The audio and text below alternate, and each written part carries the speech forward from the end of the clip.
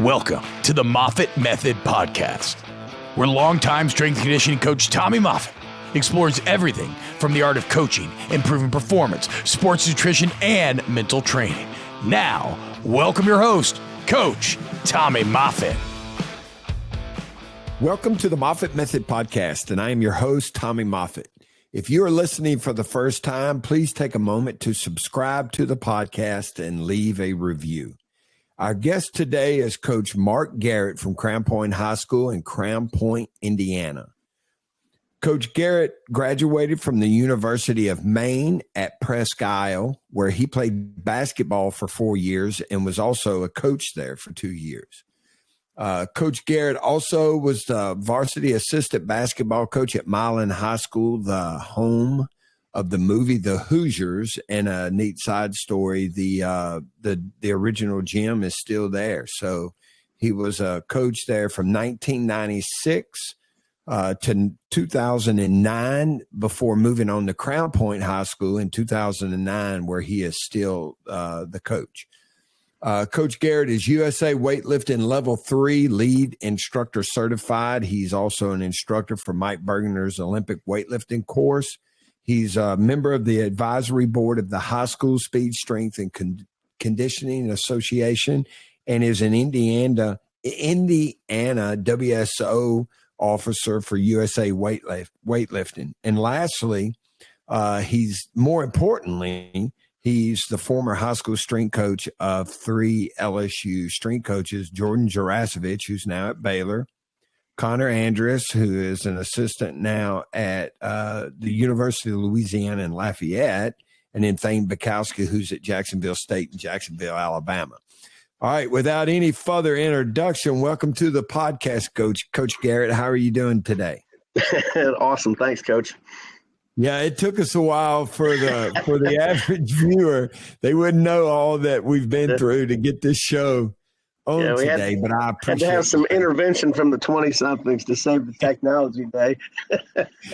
Yeah, so if you knew what I've been through with getting my system up and running, I understand what you're going through today. So sometimes technology doesn't work good for us old guys. Clipboard still works for me. Yeah. Oh, man. Well, I appreciate you coming on the show today. After all that we've been through, I know it's going to be a great show. Can't be a bad show after all that. All right, we'll get right to the show, Coach. First thing I wanted to do, and, I ask everybody this question to start with. I want to know what led you to the field of strength and conditioning, and what was it about strength and conditioning that made you want to spend the rest of your life training elite athletes? You know what? The job really found me. In the process of getting my first teaching job, and I was given a freshman basketball team that had been under 500 the year before. And I took them, and we were conference champions. I think we were 16-5 or 15-6, something like that. But it's the first time the school had ever won a conference championship. And the superintendent decided that I needed a full-time job. I was doing like study hall monitor, that type of thing. And in the process of getting me a PE job, there was 2 periods of strength and conditioning. And I went into it doing what I knew, which was, muscle and fitness, a month of 10s, a month of 8s, that kind of stuff. I even took maxes on curls at that point. And yeah. And luckily, I was in a real hotbed of the industry at the time around the Cincinnati area. And there were some great people I could get in a car in under an hour. I could drive and go see. Like Dan Dalrymple was at Miami of Ohio. Dave Armstrong was at Xavier University. Longo and Jake Flint were at UC. So, I was really in a hotbed and really got plugged into the world of high performance training just because I was in that area. Really just luck of the draw. Yeah. And, everybody's journey is different, but it all begins with, somebody being a mentor and somebody leaving that impression on you that gets most people in this business. All right. So, where was the program at Crown Point when you first started, and how has that program grown to what it is today? Oh, okay. When I was really lucky in that the former administration, the football coach, wanted Olympic lifts. He later became the principal. The principal of the high school had been an Olympic weightlifter at Bloomington at the Iron Pit. So they both knew what they wanted, and they went out and searched for somebody to do what they did at the high school level. They had a guy that was already doing cleans and that kind of stuff, but not to the level that, I was going to do it at. And they went out and recruited me. I got a phone call out of the blue at Milan.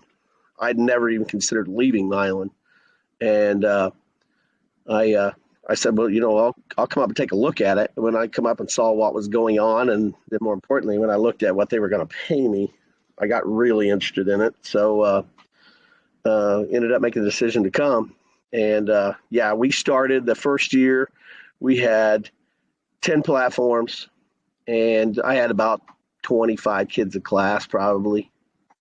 And right now we're in the process of building a 31 platform indoor practice facility. I have 90 kids per periods. So over 600 kids, about 650 kids a day. That's just during the school day. That's not the 6 a.m. trainings we do before or the after school training we do as well. I spend about 12 to 14 hours a day in the training hall. And I got a 30-minute lunch period. And no prep. Because, I have a prep officially, but I would not let anybody else coach my kids. So I just don't pretend like I don't have one. So it's you and 90 kids a period. Yes, I have 2 assistants.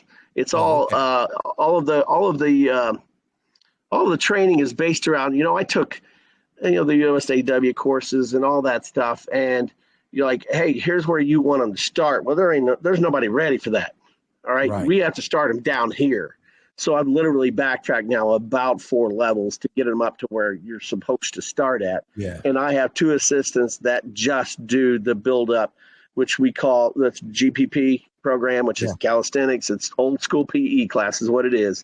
And then we do prepare to train, and that's where they learn the body weight squats and lunges and hinges and that stuff. And then at block 0, like everyone else, like Joe Kinn's block 0, that's where we start introducing the magic barbell. And then at block 1, I pick them up, and that's where we start doing the Olympic lift drills. And they start, and that's, a solid 4 weeks of just the bar. Oh, wow. Yeah, that's awesome. That's awesome to hear, because that's the goal of our program here at the Moffitt Method is we're going to do at least a month of nothing but barbell training. So in your block 0, let me back up a minute. In that block 0 program, that's where they start. That's where they start with a barbell, or is it block 1? No. Block 0 is all barbell. Yeah, that's basic barbell. So, for example, on a Monday, we're going to have them start doing overhead squats with a stick. And we do all our overhead squats or 5-second pausing stuff to develop thoracic spine, shoulder, ankle mobility. And then we teach them front squats, back squats, RDLs. We do deadlifts off of blocks, bench press, rows, pull-ups, just basic barbell exercise, which would be a solid program if you did nothing else. Yeah. Heck yeah, man. Starts, and everything's 5-5s. Yeah, it starts with their grip and goes all the way, through the body.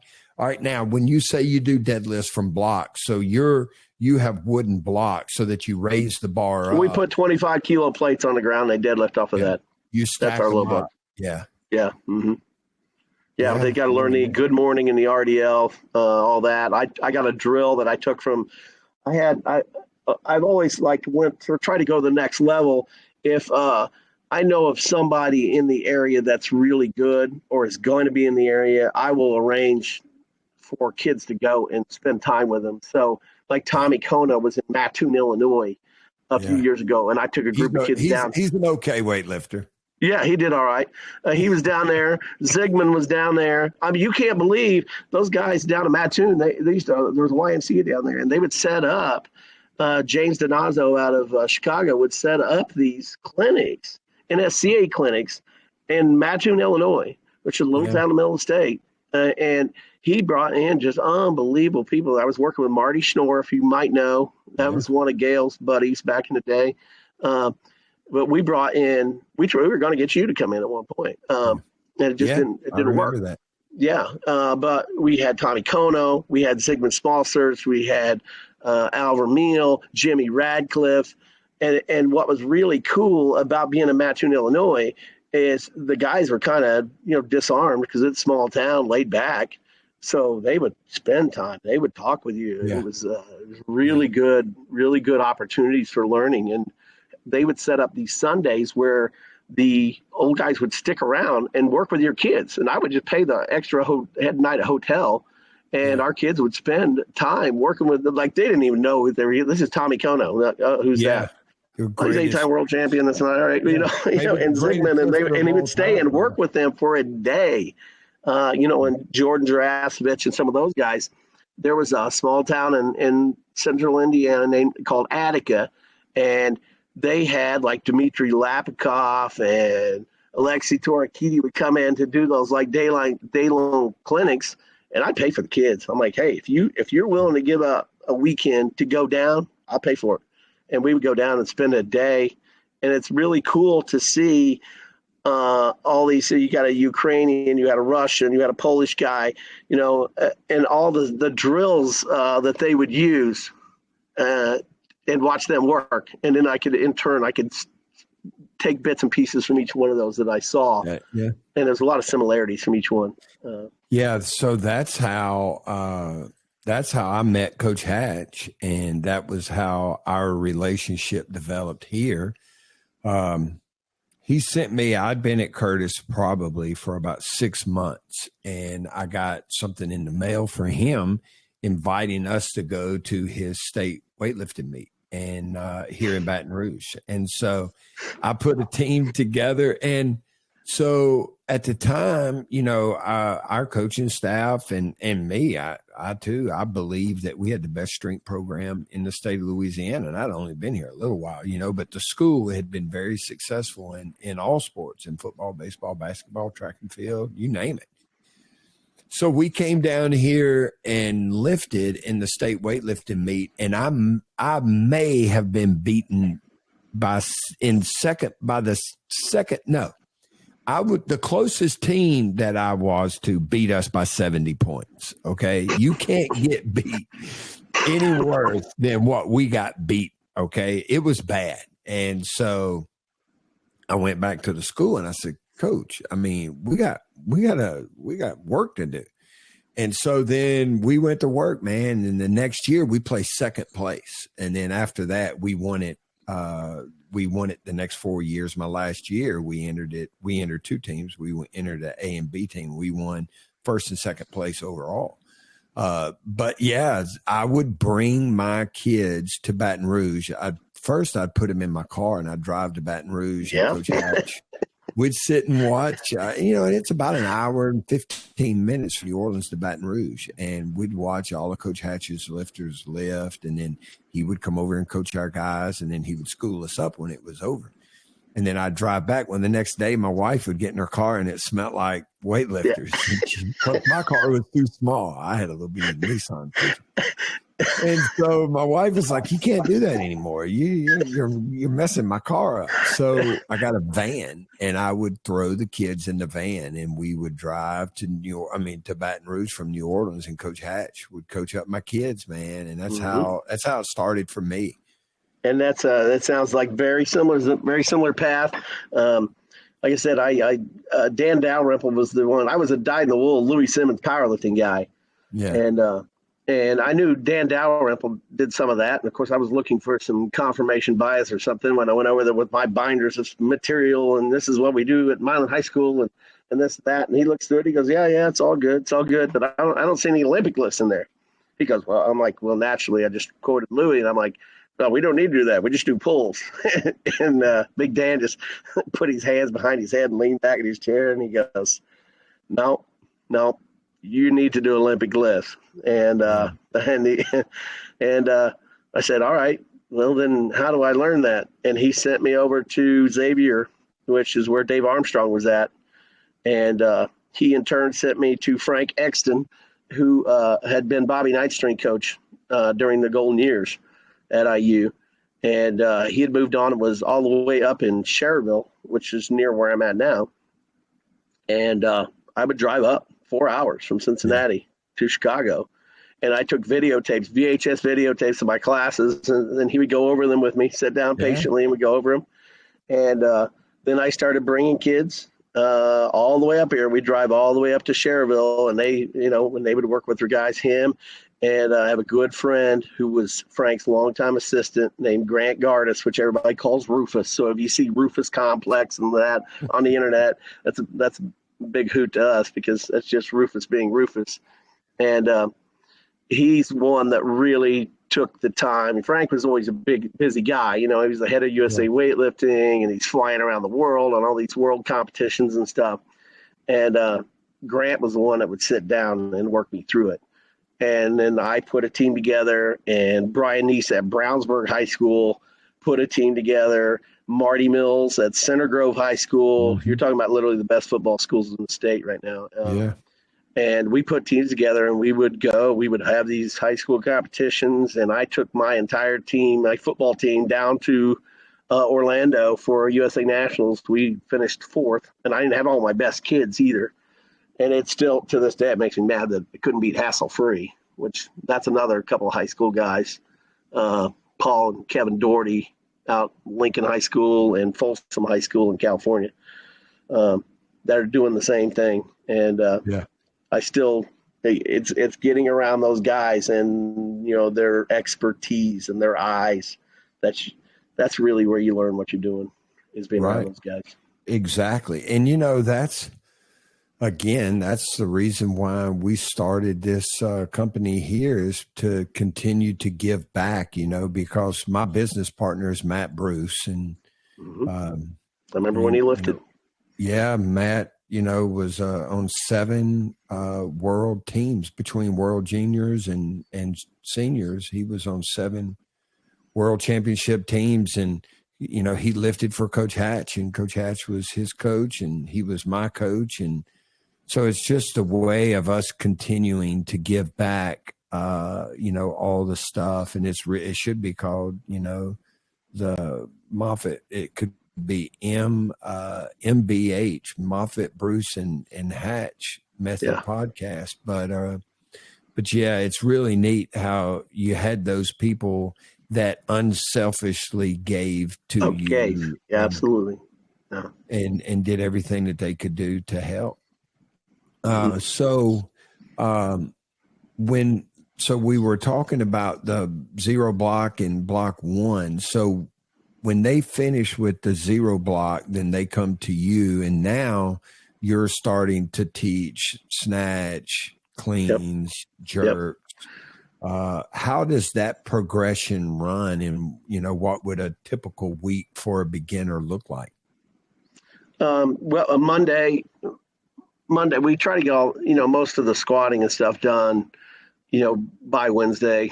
Doesn't really work out with our schedule. So some people have to do it on Thursday, but Monday's always going to be squat day. So we come in, and it's pretty much mid-thigh, which, in the future when we get this facility done, they'll be going off the blocks above the knee and so on and so forth. But we're going to power snatch from like mid-thigh, and we're going to either power or squat clean from mid-thigh, from above the knee at least, and then we're going to squat. That because I got 36 minutes on Monday. Tuesday, we're going to work on all of the programs kind of dovetail each other. So the beginners are learning to press. The block 0 people are push pressing, and then the block 1 people are power jerking, and the advanced folks are split jerking. But they're all going to go through a push press, jerk period, and then we bench and row. and then we do pull-ups, and then we have a thing called the gun show, which is 4 minutes of curl, whatever you can get your hands on. Gotta do the guns, Coach. Yeah, got to do that. So that's pretty much Tuesday, and then Wednesday we got more time, and that's when we're going to do our pausing overhead squats. Then we're going to be working on advancing the power snatch and the power cleans, and we'll spend between 10 and, if I get really excited about something, maybe 15 minutes on that. And then we're going to front squat, which is our big lower body thing. Big squat movement is a front squat to me. And then we're going to deadlift from the ground. And then Clean grip or snatch grip? Deadlift? Clean grip. Yeah, clean grip. Yeah, some kids I may move out to a snatch grip, but generally it's clean grip. It's got to be flat backed or it doesn't count, because I want to reinforce. That's why I call it a clean deadlift, double overhand. And the position's got to be right for a clean. And, we'll do that. And then on Friday, it's pretty much kind of a repeat of Tuesday, but just less time. So we're going to jerk, we're going to bench, we're going to row, we're going to do pull-ups. So that's our week. The warm-ups are different, daily. Do, plyometrics, calisthenics, core strength stability. There's just different things. They get bored doing the same things over and over. Oh, so, yeah, especially high school kids. They'll get bored in like 5 minutes. So, so when you do your jumping, so I started taking notes, and I remember that I'm recording this, so I quit taking notes. But when it comes to jumping, the plyos that you do you have a jump progression, or do you just stick to a few jumps that that work and that you like? How do you I am a big believer in single leg jumping. Yeah. And I think there's a guy out of Chicago named Chris Corfist, who's like a track and field guy. And I went over to see him a few years ago, and he was doing a lot of like heavy isometrics, with in that like foot strike position. So when they're running and that foot strikes the ground, he looked at that joint angle, and he was doing heavy isometrics with that. I'm like, there's just absolutely no way that I could do that with a large group. So I started thinking, what can I do? Well, I could do a lot of single leg hopping. It's not exactly an isometric, but what the point of the isometric to me is that you're eliminating force link through the ankle and through the hip, and therefore transmitting more power from the hip into the ground. So in my theory, if we get better at hopping on one foot, we're getting better at transmitting force from the hip to the ground. So we do a lot of, and it's just simple, like hopping on and off of like a 25 kilo plate, or we call it, we played Don King's double shock power. You remember when he introduced, I think it was Tyson before the Holyfield fight, and he said Tyson Holmes got double shock power. I just remember that, so we call it double shock power, and we'll stack the weights up, and they'll do it single leg hopping on and off of the plates while we're playing Don King, saying double shock power, just stuff like that. And then I got a friend in Jacksonville that worked with a lot of like high end baseball guys, and his name's Joe Hansen. And he had a lot of guys who made it like to Major League Baseball and stuff. And he told me, we were at Leo Totten's weightlifting camp one time, and he goes, I used to think weightlifting was really all you needed, but they really need more reactive forces than that. So I had him start doing some basic reactive jumping. And here's this one drill I did, and it's a loaded barbell. And you jump back and forth over a loaded barbell. Well, he set the time at 30 seconds. And he started recording how many times they could jump and land over a loaded barbell in 30 seconds. And every guy he had that could hit 80 repetitions in 30 seconds ended up making Major League Baseball. Huh. So I took that drill from him. I got that from Joe probably in like 2008. And you know what's crazy is we have had 4 state champion wrestlers here. And one of them went on, Jason Sertzes was national champion as a freshman at Northwestern. And we have a kid right now that's at Ohio State that was a 4-time state champion and was ranked #1 in the country. His name's Jesse Mendez. And And then we had a 2-time state champion that wrestled Big Ten as well, Eric Roach. They were all over 80. It was like 82, 84 reps. And you ought to see what that looks like. That's like a sewing machine. They're just going, so they're over going and forward, back, over a bar. Back or side to side. And side to side, over and back, over a bar. Just boom, boom. And Jason had 83. Jason Surtis had 83 and held that record for about 10 years. Yeah, that says Jesse Mendez. Jesse Mendez beat it last year. Yeah, he got 85, and that's more than Joe had ever had. Yeah. When I asked him about it, a lot about their neuromuscular system and how dynamic. Absolutely, that's exactly what it is. Yeah, it's just that ability, the body's ability to produce force and receive force and reapply it is really what you're looking at. Yeah, and that's those type of guys. So that's what I call the 5%ers. That 5% of every squad, no matter what, are just that much better than everybody else, man. And it didn't matter if I was a high school coach or a collegiate coach, whether it was our 2019 national championship team or the team in 2011 or 2007, 2000, it didn't matter. There's 5% of those guys that were dudes, and they were going to be dudes no matter what. Yep. Alpha dogs, we call them. Yeah. Yep. Yeah. That's exactly. We have all of our everything we do. We have a varsity standard for, and then we have a big dog, and that's pretty much. I looked at everybody that was like all conference level, and where did they fall on this? So I set the big dog level at that all conference, and then we had the kids like Connor, like JJ, that were all state, Saturday guys, and we call those alpha dogs.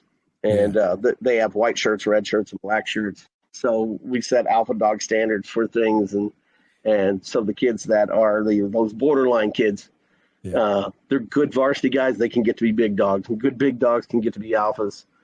So we can keep moving the kids uphill like that. So you mentioned earlier about having 900 kids. Was like 650? Yeah, 650. We got 3,000 in the school. So of those 650, they don't all play sports, do they? You have probably 90% plus do. Wow. We have some. They fall off the tree, but they of their sport, because it's very competitive. We're very good in about everything. We've been national ranked in softball.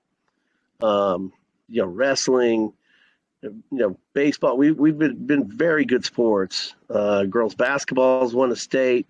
Boys basketball has produced several Big Ten players. So we got some great coaches. It's just great people that live in town. Really, it's just hard chargers everywhere. Yeah. A lot of the parents played.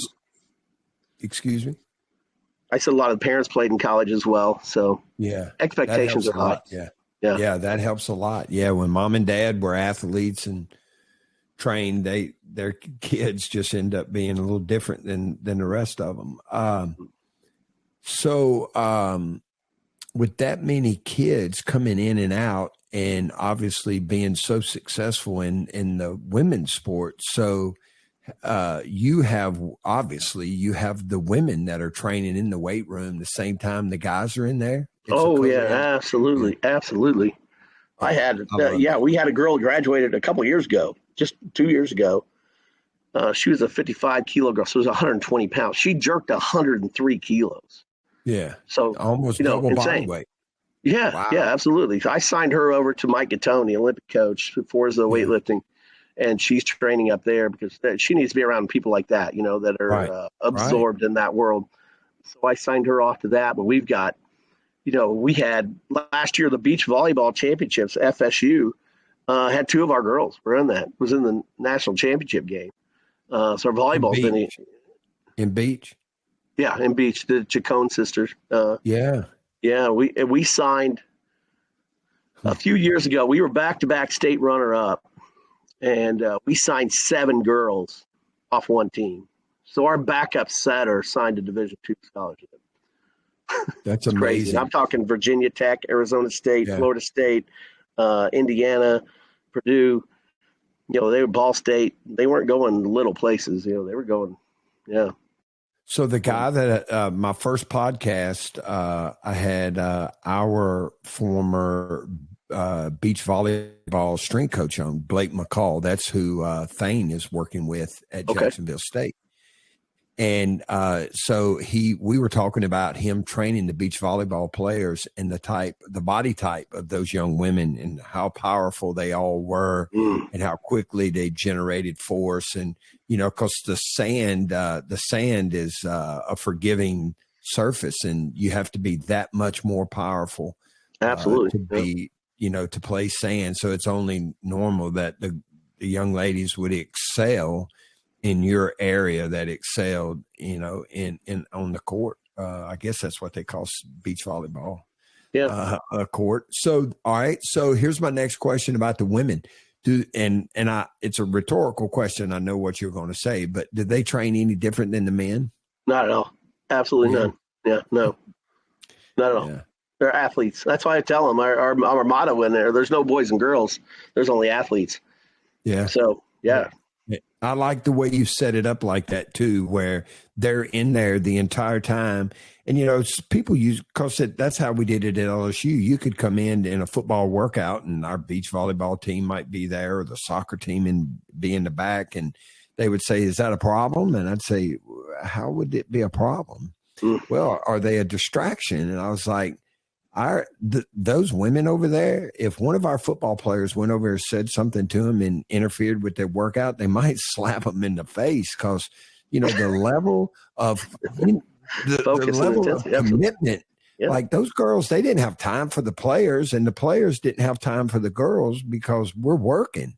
And a lot of people think that it's got to be separated. You can't have women and men working in the same area at the same time. But I think that's great, man.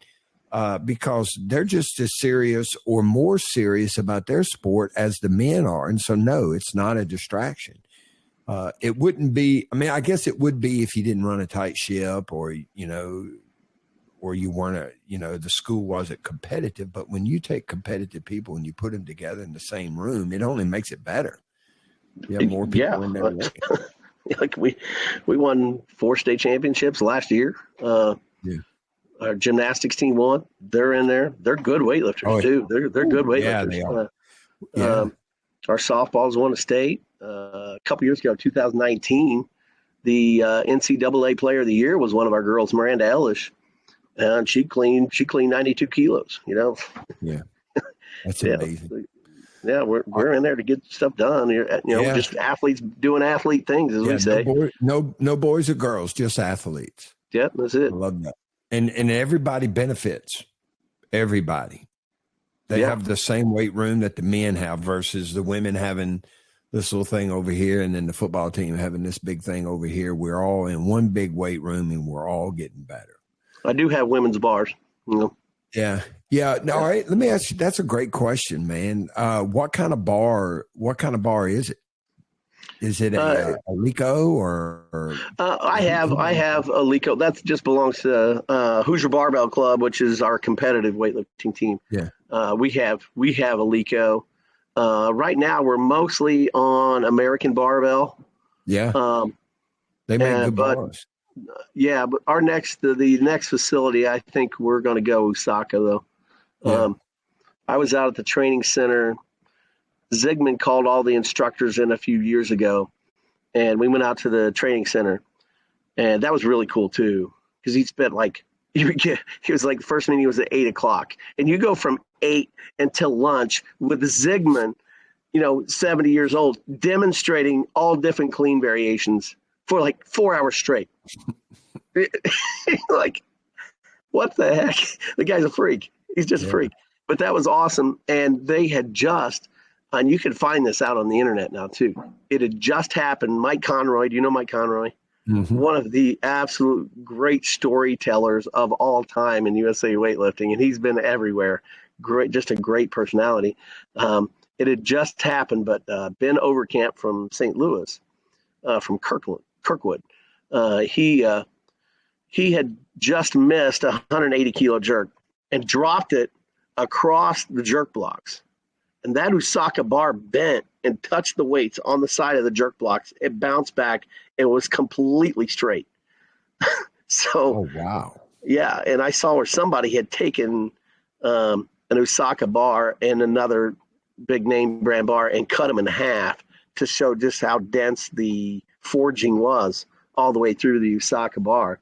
And so when it came down to it, I have two Osakas. They used to be so aggressively knurled, I wouldn't even look at them, but they have improved that. So I think we're going to go Osaka next time. It's a lifetime warranty. Yeah. So, all right. So let me ask you this. Let's go back again. Let's go back to Block Zero. Yep. Do they use barbells? They use barbells, some, right? Mm-hmm. All right. What kind of barbell do they use? Is it a 25 or a 35 or? It's just a standard. The girls use a standard. I have 7 kilo bars. I have 15 kilo bars and 20 kilos.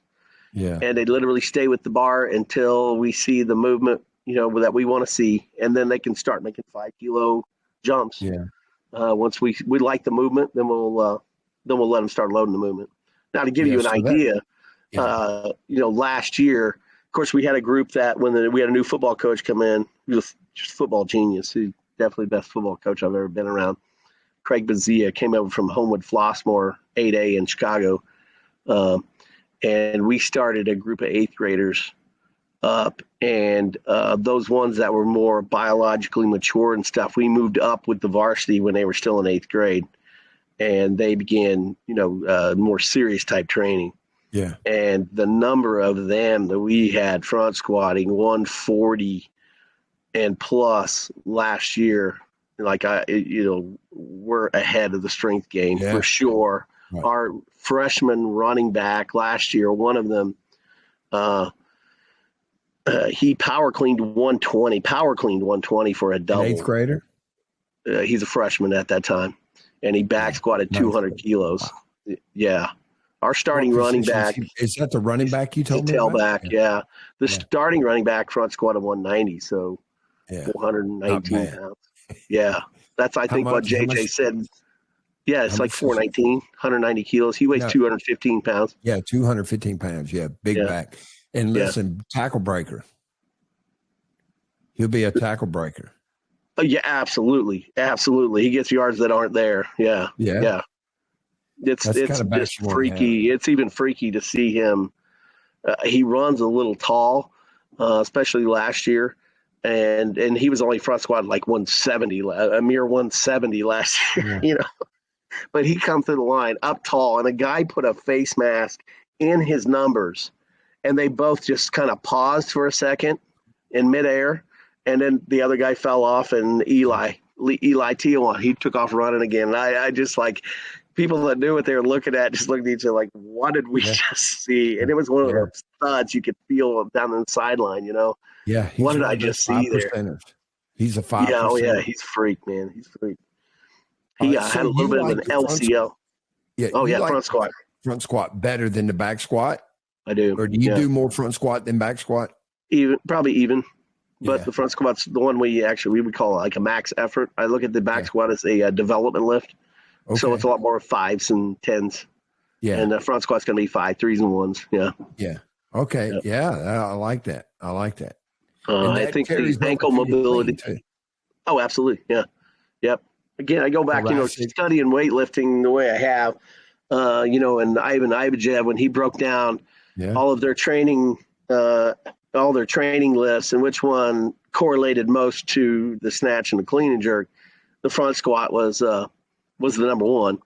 And then I just look at like core and ankle mobility, core stability and ankle mobility development that you get from the front squats. The thoracic, the strength in your thoracic spine is just amazing. All the benefits of front squats. And, so when the Bulgarian, when all of their stuff came out about how they trained, and Abajev was moving around from country to country and winning wherever he went, you'd copy down, you'd look at the Russian, how they had their programs written, and you'd look at, Abajev and how his programs were written. And there was just a big difference. And it was, big front squat guy, So Stefan Butev was my favorite and still to this day is my favorite lifter. And the guy could squat, man. He could squat the house. Zlatan Vana for me from that era. Yeah. And he coaches at Azerbaijan now, and his guys lift exactly like him too. It's awesome. We play that in the weight room quite a bit. I broke down I went even farther because I looked at where Ivajev got his best guys from, and that was the Kirkali Club in Bulgaria. And that guy's name was Yazan Turkaleri, and he went after the Bulgarian thing blew up. He went to Turkey and set up their program where he had a lot of good lifters himself, Mutlu and Sayer. And then he left and went to Kazakhstan and set up the Kazakhstani program. And they did pretty good themselves. Absolutely, they did. And I was on USA Weightlifting about getting him over here, and it's amazing to me. So many of them have never even heard of him. But he passed away in November. So we lost him.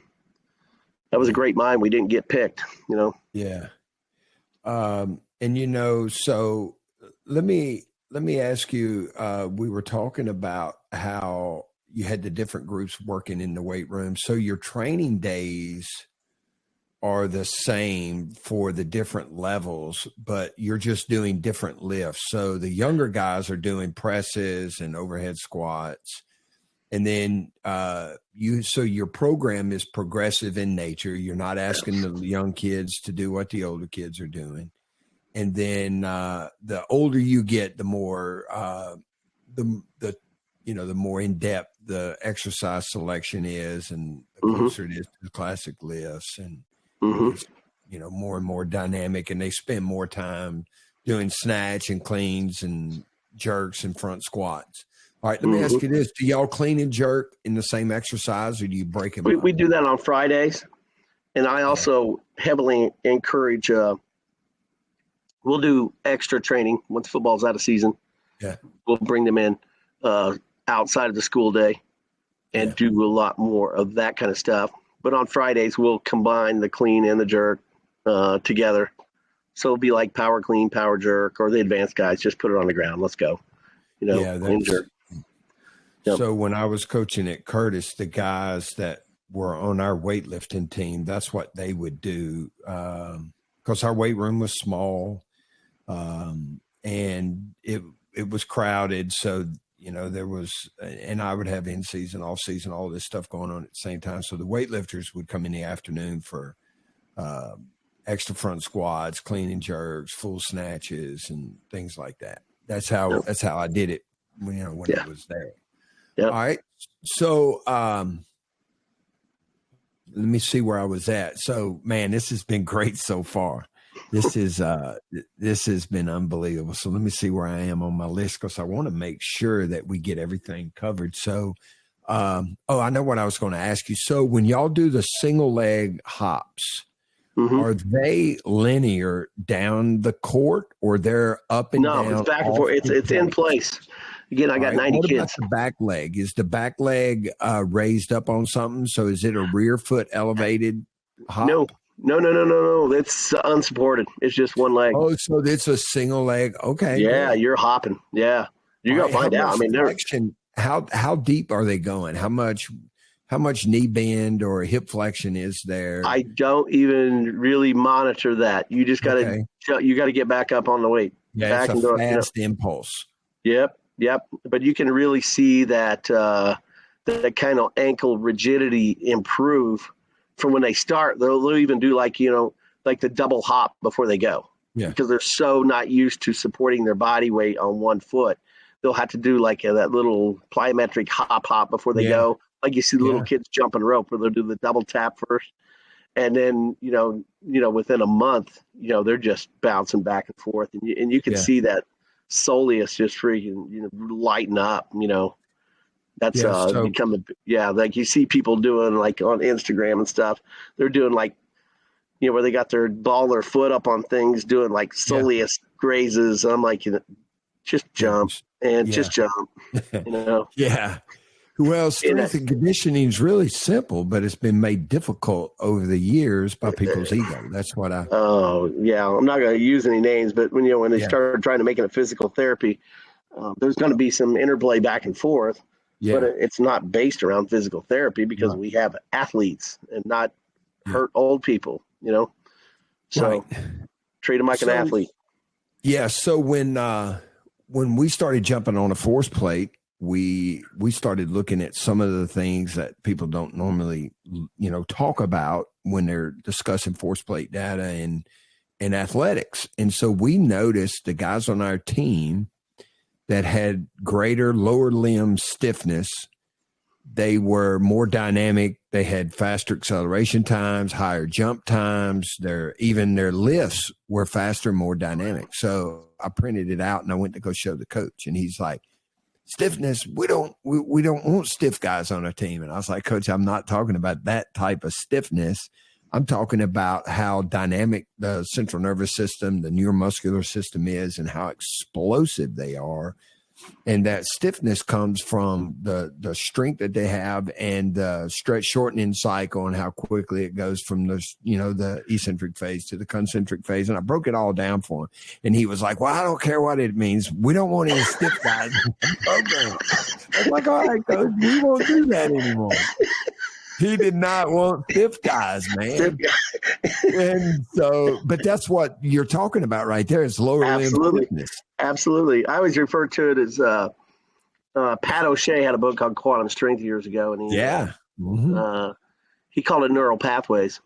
And I looked into all of that and the neural sheathing process and this and that. The way I explain it to the kids is your body's just a giant mass of wires.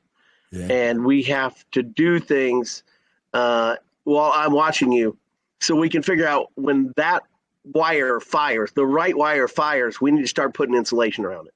Yeah. And that's my neural pathway speech that I give to them in the myelin sheathing. So when you get this right, that's why I got to be there, because you're not going to know what's right until somebody tells you. And then we can start wrapping that with insulation and eliminating the crazy wires that go the wrong place. Yeah. Now, here, how much do you do any single leg strength movements like single leg squats? Yeah, not conventional either. What I see out there, the back foot's too high. You don't get low on it. It's basically a hinge. What I see a lot of people throwing their leg up on a bench and they just kind of bend over at the waist. I'm like, what the hell is that doing for you? So we elevate both feet. And I really like the goblet squat. They got the front. It's basically a front squat on one leg. So the back leg's up behind him, but not real high. And then they got to squat down. Basically, I want to see the ankle, shin, and hip angle and torso angle that I see in a front squat. So we're just doing a front squat without loading the spine. My weightlifters will do those. Like, for example, that girl that clean and jerked 94 at 55 for me, and her training partner clean and jerked 84 at about 57, and they were doing an 85-pound dumbbell for sets of 12 on that. Wow. Ooh, yeah. Oh yeah. I got football dudes that can't do that. I can tell you that. Yeah. Holy mackerel. Yeah, they're strong. Incredible flexibility too, though. Incredible flexibility. Yeah, and that's that way I could load them without crushing them all the time in the spine. That was something we did twice a week. So they just hold a dumbbell. Vertical chest, elbows in, So the core's locked. They're holding it with the plate up or the plate down. A dumbbell right here, so it touches their chin and their chest, and they can't. Yeah, it's got to keep 2 points contact. Okay, good. All right. What about bench press? Any bench press? Oh yeah, we bench, absolutely. Okay, good. I got good friend Jeremy Hartman, who was like 8-time world teamer, lifetime drug-free powerlifter. One of our kind of guys, man. He just was in the powerlifting side. Like he, as a college kid, would like save his money and drive over. He was going to, I think he went to Bowling Green, and he would drive to Louis Simmons to train. and saved his money so he could do that. And he would be sitting waiting in the parking lot for Louis Simmons to get there. Yeah. And he trained there, and then he ended up, again, he pulled 780 at like 198. And he's from Crown Point.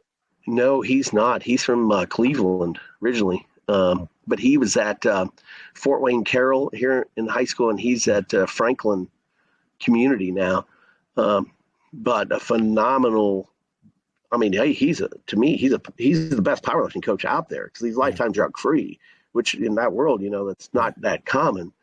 And so all of our benching and that sort of stuff, we're going to run through Jeremy, and he works with. Okay. I had a girl that was not a great weightlifter, but she was strong. Yeah. And he can bring together just amazing group of people, just because they know him. And we worked together on her, and she set an American record. A 15-year-old set an American record in back squat this past year. Now, do y'all have powerlifting at the school? Well, I do now. Hey, might as well start somewhere. I mean, I'll have 100 of that. Like, oh yeah, bench deadlifts, go on, I can do that. So that's what they're doing at Catholic High now. So, they've always been, a powerhouse in all these different sports, and they've started they've been good in powerlifting. Now they've actually got some competition benches, a couple in their weight room, because of the powerlifting has gotten so big, and it's gotten big. It's been big for a long time. We have a couple of schools down here where it's been really big but it's getting bigger and bigger and bigger. Yeah. Yep. So let me ask you this, man. We're rolling, man. You got time? Oh yeah. Okay, good. This is all I'm doing today. We're on a bye week. Oh, wow. Perfect. Yeah.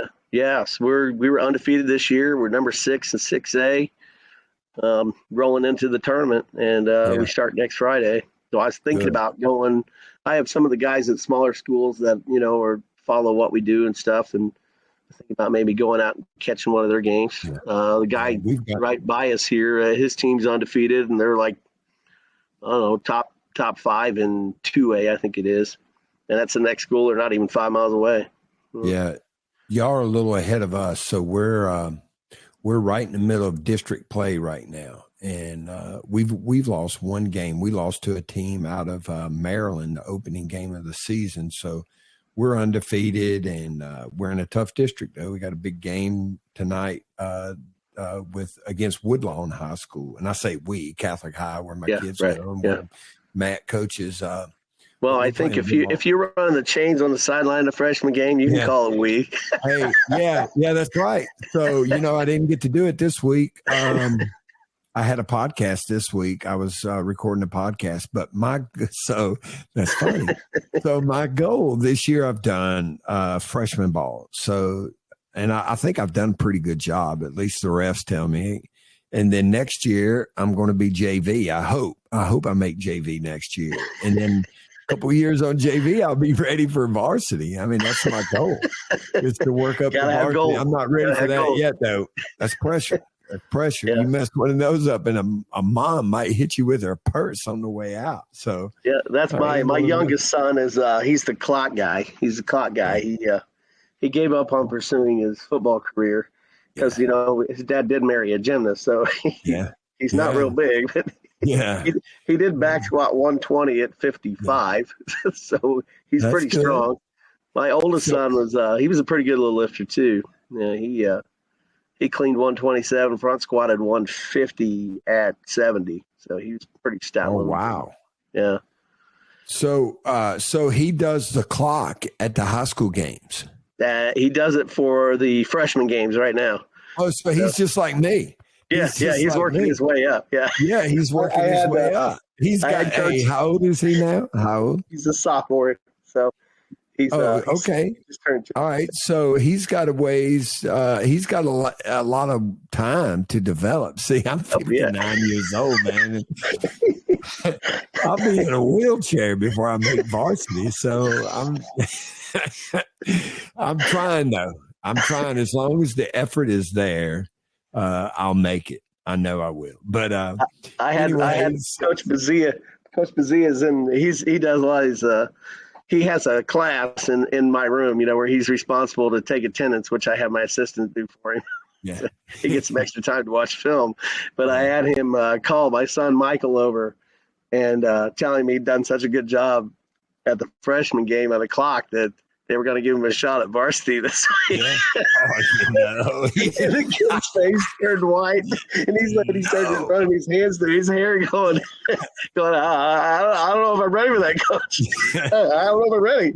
Yeah. Hey, so at the LSU games, so they would break in the rookie equipment managers just holding the wire for the clock guy. Because, everything else is wireless. Headphones, everything is all wireless except for the clock. And the clock is still a wire. And I would always, they were on the home side for LSU. And I would always look at that guy and just feel so sorry for him because he was the youngest guy on the entire staff. And he would get worked in those games. Running up and down the sideline and have it because a long time ago in football, before wireless headphones, you had all the headsets had wires running to them. The officials, oh yeah, and he's always tripping on it. Yeah, and so you got to keep them rolled up. Now people have forgotten about that. Now the only guy that has to struggle with that is the clock guy, and he gets worked every game, and people are kicking the wire, get out of the way. And I'm thinking, man, y'all haven't been in this business very long. Yeah. Or you would remember. And then after the game, so in high school, that was one of my jobs is to roll the wires up because we carried, and it didn't matter if it was a home game or a away game. We carried our own system everywhere. We did too. So as soon as the last second ticked off the clock, we'd run, find a wire spool and start winding all of that stuff up. And it would be all tangled up and muddy, and you have to handle all that. But that's a whole nother story. We're getting sidetracked here, but it's good anyway. It's a football life. Yeah. So let me ask you this next question. And this is one that it was always, it wasn't a bad problem for me because our head football coach was the AD and he was the head baseball coach. And, he had like a cousin-in-law that was the head basketball coach. So it wasn't a problem, but I know it can be. And it's been a problem a few times when I was a college coach with track and field or another sport. How do you handle, and here's the question, how do you handle kids that play multiple sports and a kid goes from football to basketball or football to baseball? How do you handle that with those individual coaches and what the program is going to be? Because I know that could be, it can be a problem. Well, first thing, everything's adaptable. So if you're baseball in season, let's say, we can do, I see like the muscle snatch instead of a snatch. I mean, if you want to do a muscle snatch, that's pure external rotation. That's what you're laying on your side doing with a 15-pound dumbbell. Right? Yeah. If you want to adapt and do that, you can do it with a dumbbell. You can do it with a kettlebell. You can do it with a barbell, whatever. But during our snatch period, that's what you do. And then our in-season standing rule is you half rep. So if we're doing sixes, you do threes, like that sort of thing. You do half the volume. That's the standing rule. So if we're doing 5-5s, you do 3 5s, that sort of thing. And if it's a big game, we get the 10 rep rule that we use. You don't go over 10 reps. So you either do 3 3s or you do 5 2s, Yeah. I like, okay. I like that. All right. Yeah. What about in place of jerks? Would you just do a light press or dumbbell press? We've toyed around with things, but I leave it up to the kid. Yeah. I like that. A lot of the baseball guys like to jerk. So I'll just go ahead and jerk. I give them, we called them baseball jerks at one time, which was like a med ball. They laid on their back and they caught a med ball and they tossed it as quickly as they could. Yeah. And I had kids that were hitting a 10-foot ceiling, so once they get going on it. Yeah. So our baseball team had on Thursday for the weekend throwers on Thursday at LSU, our baseball players had a big med ball circuit that they would all do. where they would, the whole workout for them on the Thursday was throwing med balls, and it wasn't high volume, but it was some very explosive, very dynamic exercises. But, I was talking to one of our coaches at the Moffitt method about this very thing, and the thing that I said when I really feel, I'm not just saying this because you said it, but I like the muscle snatch. My son, both of my two older sons pitch, but my oldest son ended up pitching at LSU, and he never had shoulder problems. His shoulders never got sore or anything. And the snatch, like you were saying, especially the muscle snatch, it's external rotation. That's what it is. It strengthens the muscles that decelerate the arm while you're throwing a baseball. And he never, ever, ever, ever had shoulder problems. Shoulder never got sore. And I'll have a kid. Have a sleeveless on or something like that, where you can see the mid traps, you can see the infraspinatus, you can see the teres minor, you can see all of that going, and lay them on their side with that 15-pound dumbbell and have them do an external rotation. Now watch them do a pull-up and watch them do a muscle snatch. And you see that rotator cuff literally about want to jump through the skin, right? It is that maximum recruitment right there. And that literally, you're telling me we got to lay on our side and do an external rotation. I can see that muscle working harder right now than what it's doing when it's isolated on its own. Yeah. So I really believe in a muscle snatch. Yeah. Did you see the Padres play Philadelphia the other night? I saw some of it. Yeah. Yeah. So there were two kids in the game, Austin and Aaron Nola, played against each other. They're Catholic high grads. Okay. They both came to LSU and played baseball at LSU, and now they're both playing in the big leagues. How about that? Yeah. One's a pitcher, one is a catcher. So Aaron Nola was the pitcher. And so the same strength coach that was a big believer in those med balls would do an isolated manual resistance rear, I guess you would call it a rear dumbbell raise, but his name was Jeremy Lawrence. We called him Truck because he was 6'7", a legit 6'7", probably. And Truck, I'm going to throw this out there. You were at least, if Truck hears it, he was at least 315 pounds. He would say he was 290, maybe two. There was a time he was probably 290, but at this time he was well over 300 pounds. I'm just going to put that out there. Sorry, Truck. But Truck would do these rear raises with the guys, with the pitchers. And he said the hardest throwers on the team had the strongest rear delts. They were the strongest. Their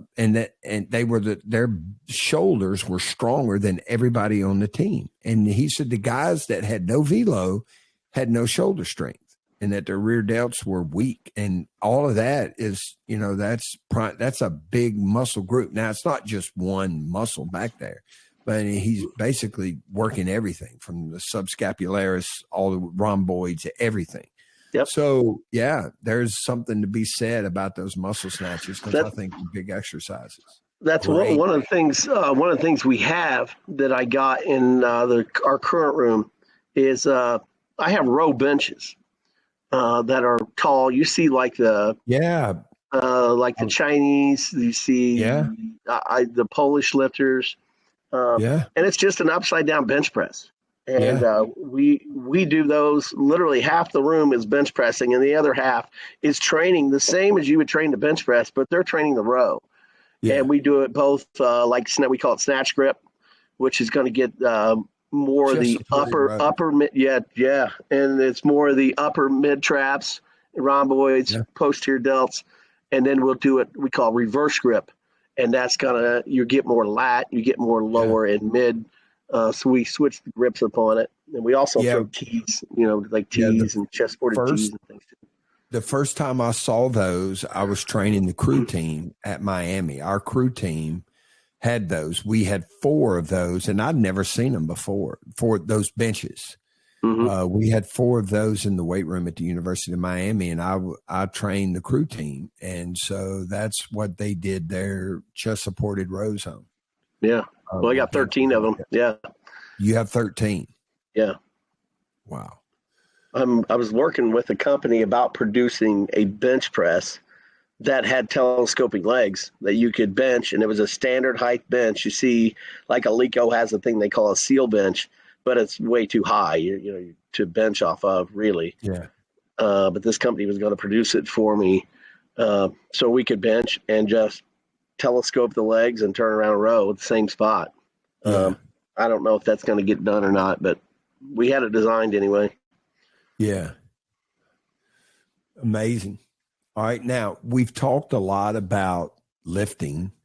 Could you, we've been going for a pretty good while. You don't have to go real in depth, but I'd like for you to tell us about how you do the running program, because it's not done in the weight room, it sounds like, because you don't have enough time. So probably most of that is done outside or in the gym in the afternoons with their teams and stuff. But how is your running program designed, and is it more, it sounds like it's going to be more sports specific, et cetera?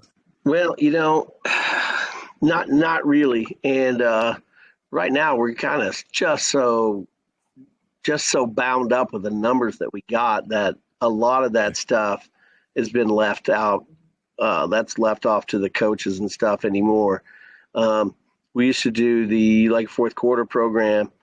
We did before school, and a good buddy of mine, Cody Johnson, at the Cathedral High School, which would be like Catholic School of Indiana. It's the big Catholic school in Indiana. And they're very good. He expanded it out to all sports. But I did 4 stations of strongman stuff and 4 stations of speed and agility. And as we progressed in that, it became more like 8 stations of speed and agility, and we transitioned that into our 110s. I love the 110. I think it applies to everything, just about being a better athlete. And the big thing I think I like about it is it's like the only thing where when they get done on their last week and they hit our biggest week is the 16 110s. That's as far as we go with it. And we build them up. We literally start with 4 and build them up to 16. And when they get done with 16, they look like physically, mentally, emotionally, they look like the fourth quarter of a big ball game. Yeah. That's the way they look. That's the mindset they're in. That's the way their body looks. It's like people say, well, it doesn't have anything to do. I'm like, it has everything to do with what I'm talking about. Because it puts them in that same state of mind. It's just as big of a challenge as the big game. And so I believe in the 110. We've been messing around with the flying 10s and all that stuff like everyone else is doing. And we're still trying to figure out how that technology really, I don't know. I've had a lot of questions about what the technology is actually telling me. I guess the 1080 and some of that stuff, the more expensive stuff, but the stuff I've been using, just crazy outliers, like 4 miles an hour difference on 1 rep. Like what's going on? Yeah. Yeah. So, it's interesting that you would bring that up, because I got a report today from a friend. It's a GPS. This is in season versus games, and this is multiple schools. Now he redacted. I don't know what schools these are, but they're all collegiate football teams. And so there's no names or anything in this report, and it's multiple schools. So this is pretty neat. So practice distances, this is average distances throughout the year, and it's practice days averaged. So if you practice 5 days a week, it's an average of those 5 practice days. If you practice 3 days a week, it's an average, and they're all compiled together. So for instance, an offensive lineman averages over 3,500 yards. Now that's not all sprinting, but he's averaging over 3,500 yards for every practice. Now, and it's pretty neat, man. Like when you look at how these are broken down, like cornerbacks averaged 9,500 yards at every practice, that's mind boggling. Okay. But I've been there. All right. Mm-hmm. Safeties. All right. So that's cornerback safeties, 9,449 yards, tight ends averaging 5,000. That would be all. No, that's in the game. Oh, so let me back up because I just started looking at this today. But it's amazing the difference in practice distances and game distances. And,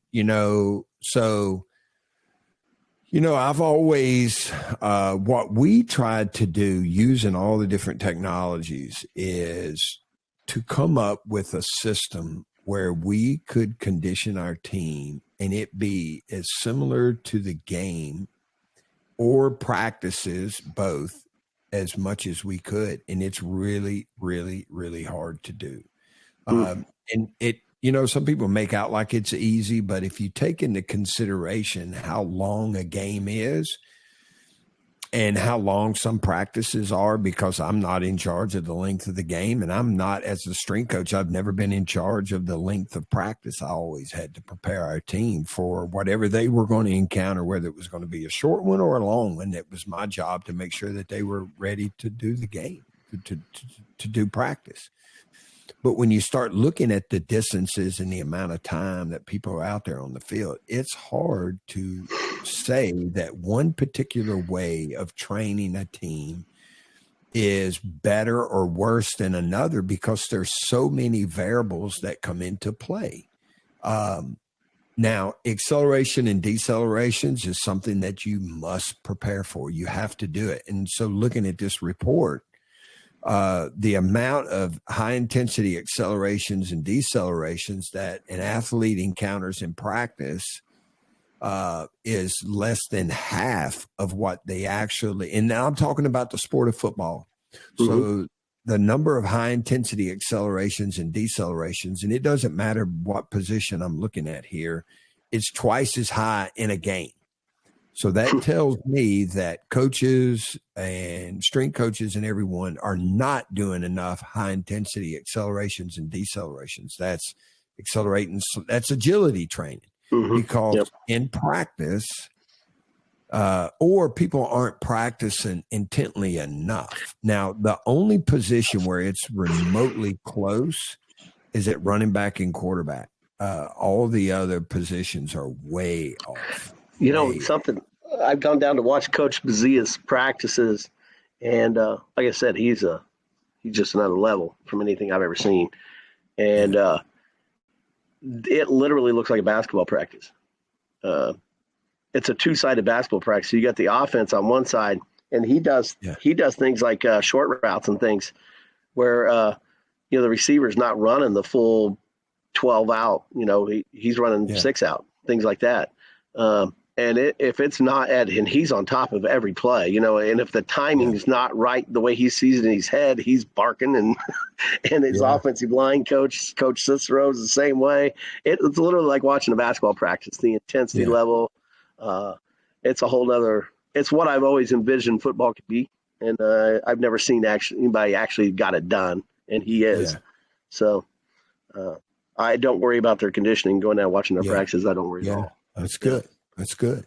Because it's a hot topic, about what is right and what is wrong. And, I think that we all need to just really dive down into the information that we have available. And then based on our resources and, if the head coach tells you, and this is the way the entire time I was a coach, and it will be the same if I continue to coach after this, but if the coach says he wants me to do something, we're going to do it no matter what anybody else, no matter what I think or anybody else.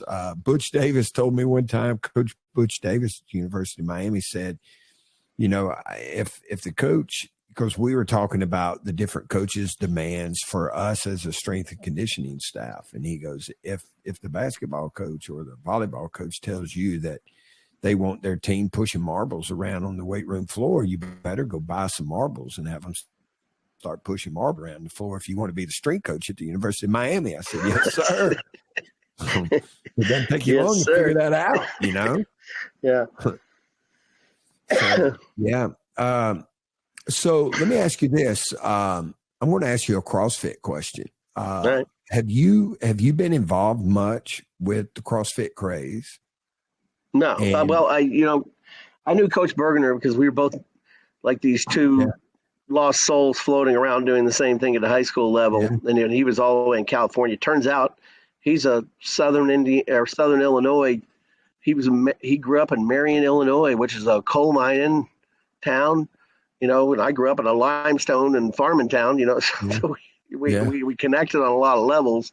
And when he was teaching the USAW course, and he had this guy that was a military guy is involved in special forces community, and he would bring these Green Berets and stuff out, and Mike would do USAW courses for them. And the guy got so enamored with the weightlifting and all that stuff and the military training that he decided to kind of make it into a thing, and that was Greg Glassman. Yeah. And that was the foundation of CrossFit. So Mike had emailed me, and he's like, what are you doing this weekend? And I'm like, well, I didn't have any plans. He's like, well, I'm going to be doing one of these CrossFit weightlifting certification courses in St. Louis. Why don't you run over there? Because it was like a 5-hour drive, but whatever. So I showed up over there, and we worked that event, and then he had me teaching just weightlifting courses throughout the Midwest for a few years. And I don't know. So, I don't know what all happened within the politics of CrossFit, but he backed away from that some, I believe. Yeah. He's got his own Bergener courses that he's doing now. We still talk, but I just don't talk about that. I don't ask him about it really. Yeah. Well, so do you think CrossFit has helped or hurt Olympic weightlifting in the States? You can't. I think if you look at just the number of people, and this is not just in the United States, this is worldwide. Weightlifting is more popular worldwide right now than it's ever been, and the only change has been CrossFit going around the world. Yeah. And if you go to a USA you go to a USA weightlifting event, it's 2 or 3 platforms. It's thousands of people. Yeah. And you remember what it was like. We would go. My first events and that I was working at and stuff. There's 100 people. And everybody there, which is kind of the cool thing now that it's all grown. I still know all those guys, and people are amazed that I know them. Well, there's only 10 guys to know. There wasn't that many guys involved back then. Now that on the positive sides, that's the number of people, the money involved now has definitely improved. On the negative side, some of the traditions and the unwritten rules of the sport they don't even know about them. And in that way, it's not been good. Like the approach to the training and to the technique and stuff is, they're just not as worried about that stuff. A guy started a club at a CrossFit in Southern Indiana, and he wanted to host a meet. And so I brought my crew down, and we ended up loading the bars and refereeing and lifting and basically everything. And one of the guys at the event was a CrossFit guy, and he had his hat on backwards. He was getting ready to take the platform. So I was running center judge, and I walked over to him quietly in his ear, said, "Hey, we don't wear a hat in weightlifting, And he just looked at me. He goes, "F you." Yeah. Oh. Yeah. Okay. Yeah.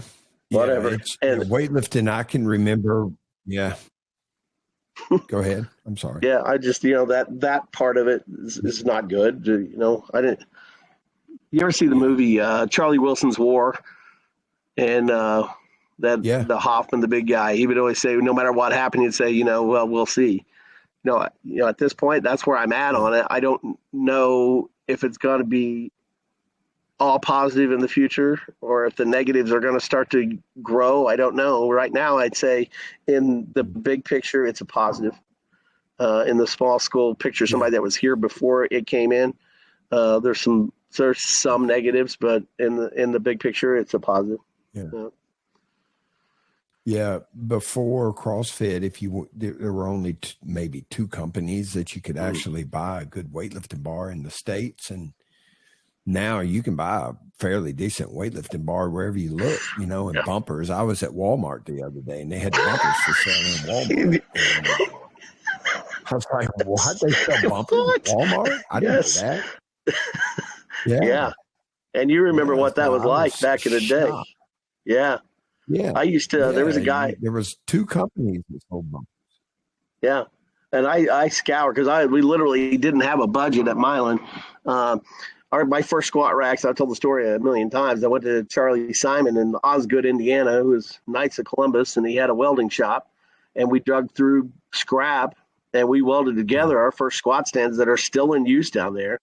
And just scraping to come up with bars and bumper plates. I bought York bar. I went in a fitness facility and there was a guy curling on a York bar in a squat rack, of course. And I talked to the owner and bought the bar for like $40.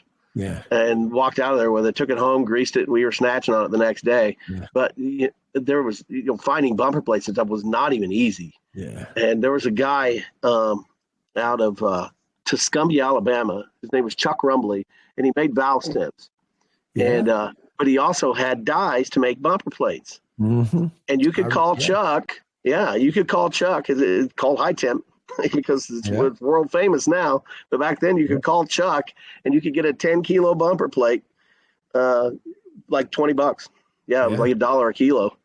Yeah. So I would do that, and I called him. I used to post that stuff on a CrossFit equipment forum, and I don't know if that, I don't know if that became Rogue Fitness and stuff or not, but I posted all this stuff on there about how to find cheap weights, who to get it from, and this and that. Next thing I know, I called and I'm like, hey, Chuck, I need 10-kilo plates. And he goes, $100 a pair, $100. I'm like, $100? It was $40 last month, Chuck. He goes, well, things changed. And then Rogue Fitness went online and they were $100 for a pair. There you go. So that's what changed. So I don't know if I had anything to do with that or not, but I was posting on the equipment forum on the old CrossFit. This is the dial-up days. And I would post on that back then. No, that's not cool. So now that we're on equipment, and we're getting close to the end, I want to ask you a question about fundraisers. How do you? Is it something the school board pays for? The athletic department? Do you have a fundraiser? Like, how do you buy your gear? And where does it come from? Where does the money come from? All right. Well, on a day-to-day basis, I've done weightlifting meets. This is important for a school. Yeah. The small stuff, just keeping the room going. I would just take care of that myself. I did the weightlifting courses. I had weightlifting meets, things like that, or just pulled it out of my own pocket to keep the room moving. And then there were certain things, larger items you could go to the athletic department on. But on these big building projects like we're doing now, that comes from the school. That school board approved, all that stuff. But mostly on like the little things of just keeping the room alive, I just do it. I'm not big on asking for things I don't need. So. Yeah. Have y'all ever done a lift-a-thon or anything like that? I did one time years ago, and a kid, of course, one of those, I need to get this much, like I stopped a kid on his squat max, like, don't do this. You're done. He decided he wanted 5 more pounds. He took off on his own, tried to do it, and got himself hurt. So then he was our best receiver and basketball player. This is at Milan. So, kind of like one of those, if we're, I just don't want to, it's an area I don't really like to get into unless I have to. Yeah. So. Yeah, good deal. All right, man. Well, look, unfortunately, we've come to the end. We could do this for a couple more hours, man. Appreciate it. I know, man. I know, but we got to have a limit on the shows. But you know what? That doesn't mean that you can't come on here again. All right. So I did a podcast 2 weeks ago, my second podcast, and the guest that I had on, we're already talking about doing another show, because it went so well. And he's got so much more to talk about. Like, we could tell stories all day long. But I really do appreciate you being on here. The stories are unbelievable. The program that y'all have there is amazing. And here's the proof is in the pudding, man, because of the guys that I've gotten from Crown Point were phenomenal coaches. And one of the things that I'm a big believer in is whenever I went to hire someone, I wanted to make sure that I was hiring someone that had been coached by a great coach. And that doesn't mean that, you can't be self-taught and self-coached and, become a high-level coach. But I think that when you grow up around somebody and you were introduced to a sport or an activity by someone that it means everything to, that carries over. And so Jordan, Connor, and Thane were just unbelievable coaches, and they're going to continue to be unbelievable coaches long after this show and all of this is all over with. And so I just want to thank you not only for coming on this podcast today, but sending those guys down to Baton Rouge and having the time to spend with them, that I got to do before they moved on and went on and coached other places. So I appreciate everything. Oh, Coach, I'm going to tell you at LSU. And I'm going to tell you, you hiring those kids on is like a lifetime achievement award to me. Love the Tigers. Watch every game and have for years. I've gotten my jambalaya is good. My gumbo is getting a lot better. My weekly highlight, man, is I watch the Tigers, and that's it was really humbling to me when you hired on those guys. So it's just nice to be you just do what you do, and most people don't. Yeah, most people don't know what you're doing or even care, and that somebody of your caliber recognized it was. That's really all I need. Yeah, it wasn't a coincidence. I can promise you that, Coach. It was not a coincidence. Those guys are great coaches, and we talked about you a lot. I'd ask them questions, and they think a lot of you, and they're going to be great coaches. And I appreciate so much you coming on here today. I really do. And if there's ever anything that I can do, don't hesitate to ask. And I'm looking forward to the next show. All right. All righty.